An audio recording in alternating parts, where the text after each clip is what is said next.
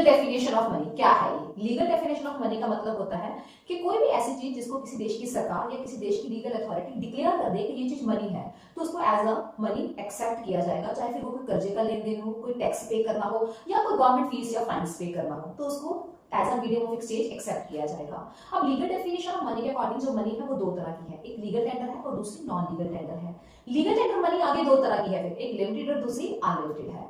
Limited legal tender money ये कहती है डेफिनेशन कि इस डेफिनेशन के अकॉर्डिंग जितने भी डिनोमिनेशन के कॉइन्स हैं, सिर्फ 1 रुपीस कॉइन को छोड़ के बाकी जितने भी डिनोमिनेशन के कॉइन्स हैं वो सारे लिमिटेड लीगल टेंडर मनी में आ जाते हैं और इनकी फॉर्म में अनलिमिटेड एक्सटेंट तक पेमेंट्स होती है वो एक्सेप्ट नहीं की जा सकती, मतलब कि पेमेंट लेने वाला बंदा मना कर सकता है पेमेंट लेने से।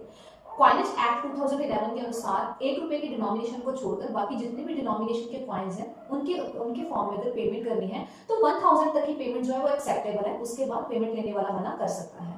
Next is unlimited legal tender money, इसमें सारी पेपर करेंसी आ जाती है। पेपर करेंसी की फॉर्म में अनलिमिटेड एक्सटेंट्स तक जो पेमेंट्स होती है वो एक्सेप्टेबल होती है। तो ये तो बात हुई लीगल टेंडर मनी की।